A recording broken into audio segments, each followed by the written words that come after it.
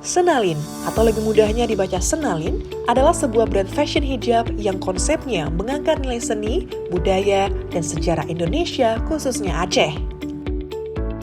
Selain melestarikan budaya Indonesia, produk Senalin dibuat tetap mengikuti perkembangan model dan desain yang modern, serta menyesuaikan dengan teknologi dalam dunia tekstil.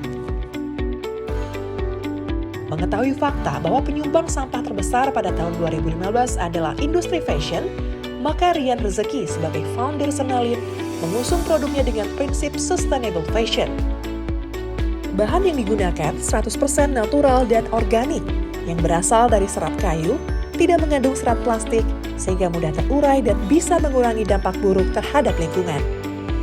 Melalui program Wirausaha Unggulan Bank Indonesia, Rian semakin memperkuat positioning produknya, salah satunya dengan slogan ikonik Eko Hijab.